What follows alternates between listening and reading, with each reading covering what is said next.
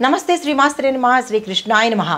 ఈరోజు 7వ తారీఖు మనకి దేశవ్యాప్తంగా భారతదేశంలోనూ భారతదేశంతో పాటు మిగతా దేశాలలో కూడా మనకి ఈ చంద్రగ్రహణం అనేది చాలా ఎక్కువగా ఉధృతంగా రాబోతోంది। ప్రతి ఒక్కళ్ళు నియమ నిబంధనలు పాటించుకోవాలి। అయితే ఇది సంపూర్ణ చంద్రగ్రహణము 7వ తారీఖు సెప్టెంబర్ నెల భాద్రపద శుక్ల పౌర్ణమి ఆదివారం రోజు రాహుగ్రస్త సంపూర్ణ చంద్రగ్రహణము।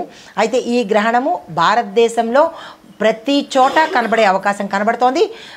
ప్రతి ప్రేక్షకులు ఈ విషయంలో జాగ్రత్తలు తీసుకునే ప్రయత్నం చేయండి।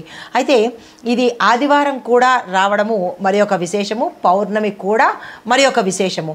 అయితే గ్రహణము ప్రారంభ కాలము అనగా స్పర్శకాలము రాత్రి 9:56 ఈ విషయంలో చాలా జాగ్రత్తలు తీసుకోండి। టైం కూడా నోట్ చేసుకునే ప్రయత్నం చేసుకోండి।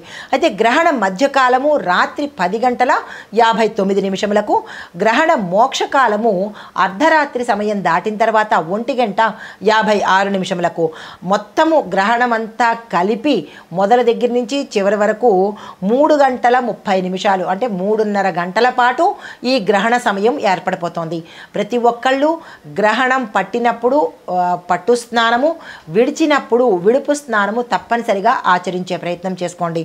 అయితే ఈ గ్రహణము శతభిష పూర్వభాద్ర నక్షత్రాలలో సంభవించడం వల్ల శతభిష నక్షత్రం వారు పూర్వభాద్ర నక్షత్రం జాతకులు చాలా జాగ్రత్తగా ఉండండి। మీరు గ్రహణాన్ని చూసే ప్రయత్నం చేయకండి, అటువంటి సాహసాలు కూడా చెయ్యకండి।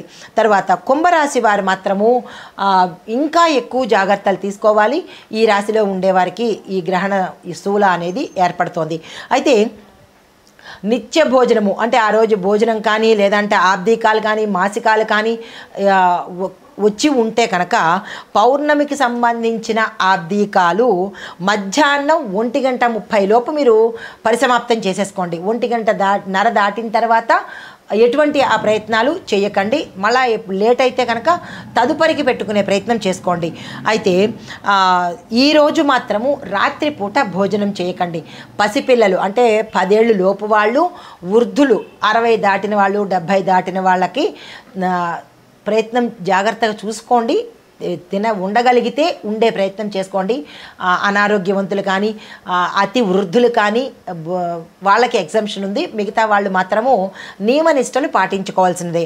అయితే గ్రహణ అనంతరము అనగా మరుసటి రోజు 8వ తారీఖు యథావిధిగా శతభిషము పూర్వభాద్ర నక్షత్రం వారు, కుంభరాశి వారు, ఈ 2 నక్షత్రాలు ప్రత్యేకంగా కుంభరాశిలో ఏ నక్షత్రాలు ఉంటాయో వీళ్ళు అందరూ కలిసి పాలు, బియ్యము, వెండి, నాగపడిగా అంటే వెండితో కూడినటువంటి నాగపడిగా, చంద్రబింబము ఇవి దానంగా దక్షిణతో, దానం అంటే ఏదో ఇచ్చి చేతులు దులుపుకోవడం కాదు, దక్షిణ కూడా యథాశక్తి పెట్టి దానం ఇచ్చినట్టయితే మంచి ఫలితాలు పొందడంతో పాటు ఈ గ్రహణం యొక్క దోషాన్ని నుంచి విముక్తి అయ్యే అవకాశం కనబడుతోంది। ఈ విషయంలో చాలా చాలా జాగ్రత్తలు తీసుకోండి। అత్యంత అంటే దోషపూరితమైనటువంటి గ్రహణం ఇది, చాలా జాగ్రత్తగా ఉండే ప్రయత్నం చేయండి।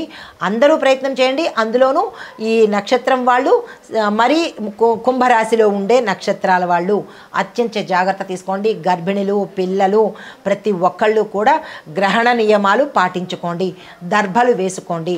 తర్వాత ఆ సమయంలో మీరు ఏదైతే దానం ఇస్తారో, ఏదైతే మంత్రపఠనం చేస్తారో అది అంటే 1000 అవుతుంది అని శాస్త్రవచనం కాబట్టి సాధ్యమైనంత వరకు ఎవరైనా మంత్రసిద్ధి పొందాలన్నా, మంత్ర అనుష్ఠానం చేయాలన్నా ఈ సమయాన్ని ఉపయోగించుకొని కనుక చేసినట్టయితే విశేషమైన ఫలితాలు పొందుతారు। మేషాది ద్వాదశ రాశుల వారికి ఈ గ్రహస్థితులు ఎలా ఉంటున్నాయి, ఆ గ్రహాలు ఇచ్చే ఫలితాలు ఏమిటి అనే అంశంలో ముందుగా మేషరాశి వారికి చూసుకున్నట్టయితే కనుక చంద్రుడు 3వ స్థానంలోనూ, గురువు లగ్నంలోనూ సంచారం చేస్తున్నారు।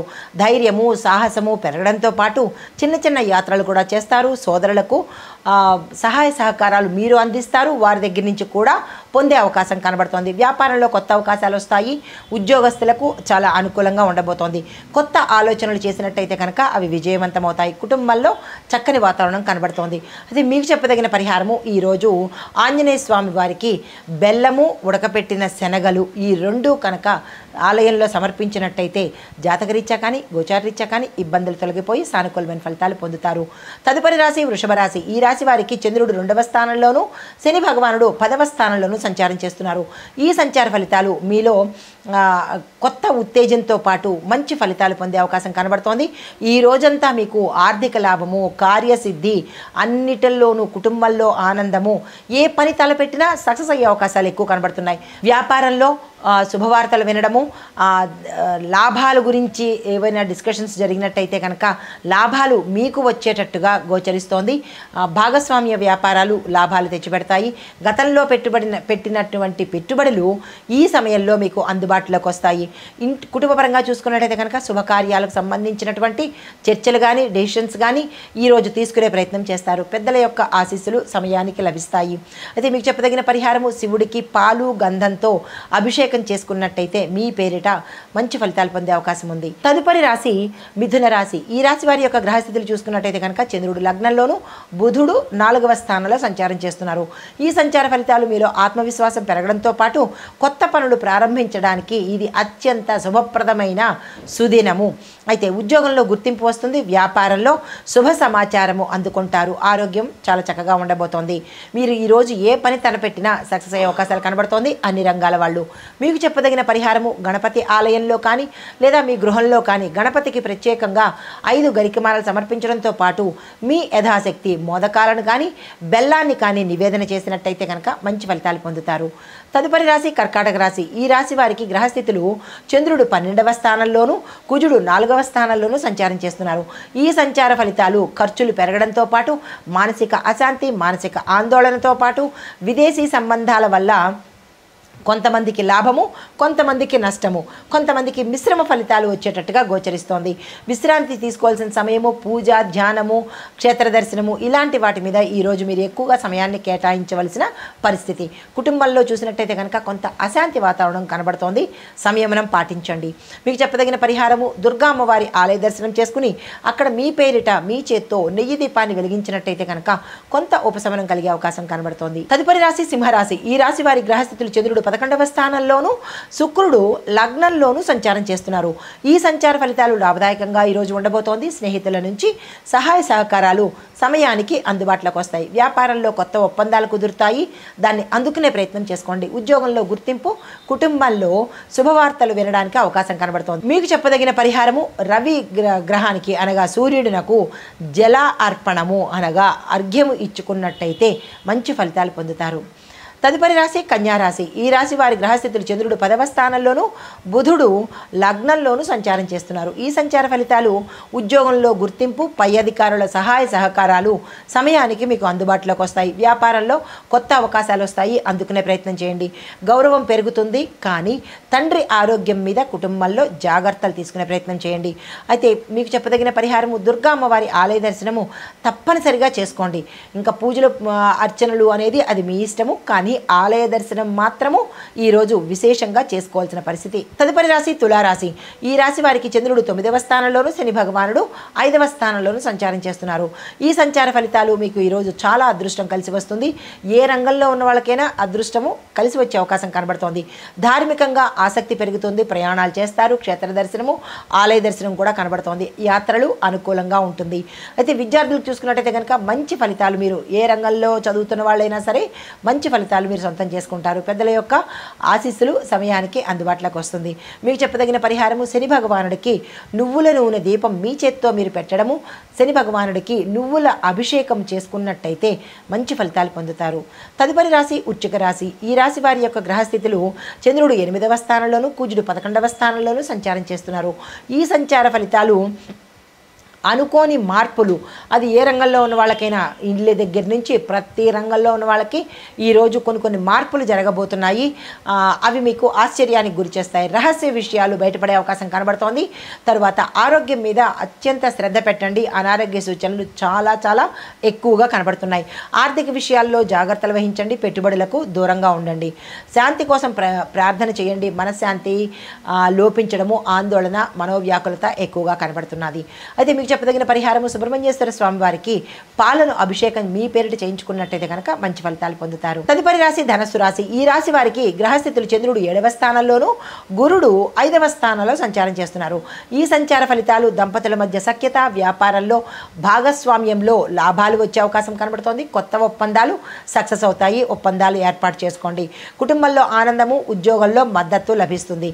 అయితే మీకు చెప్పదగిన పరిహారము, గోమాతకు అరటిపళ్ళు కానీ తరువాత ఆకుకూరలు కానీ ఏదైనా మీ ఇష్టము, మీ యథాశక్తి మీ చేత్తో తినిపించే ప్రయత్నం చేసుకోండి. తదుపరి రాశి మకర రాశి. ఈ రాశి వారి యొక్క గ్రహస్థితులు చంద్రుడు 6వ స్థానంలోను, శని భగవానుడు లగ్నంలోనూ సంచారం చేస్తున్నారు. ఈ సంచార ఫలితాలు శత్రువుల మీద విజయం సాధిస్తారు. ఆరోగ్యం చక్కగా ఉండబోతోంది.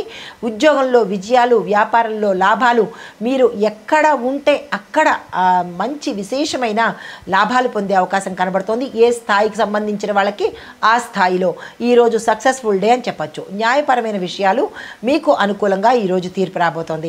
మీకు చెప్పదగిన పరిహారము, శివుడికి నల్ల నువ్వులను కనుక సమర్పించినట్టయితే సానుకూలమైన ఫలితాలు పొందుతారు. తదుపరి రాశి కుంభరాశి. ఈ రాశి వారి యొక్క గ్రహస్థితులు చూసినట్టయితే కనుక చంద్రుడు 5వ స్థానంలోను, శని భగవానుడు 12వ స్థానంలోను సంచారం చేయడం వల్ల విద్యార్థులకు విశేషమైన మంచి ఫలితాలు, విజయాలు, సక్సెస్లు సాధించుకుంటారు. ప్రేమ విషయాలు శుభప్రదంగా ఉంటాయి.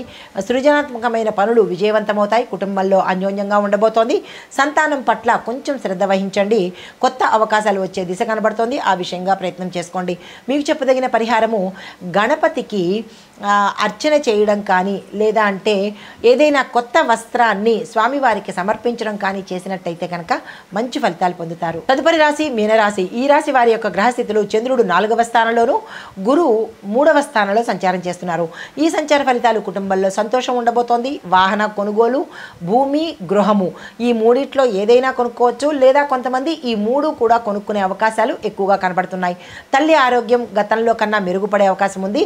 మీరు మాత్రము ఆరోగ్యం పట్ల చాలా జాగ్రత్తలు తీసుకోండి. అనారోగ్య సూచనలు పుష్కలంగా కనబడుతున్నాయి. జాగ్రత్త వహించుకోండి. వ్యాపారంలో కొత్త లాభాలు, ఉద్యోగంలో గుర్తింపు పొందే అవకాశం కనబడుతోంది.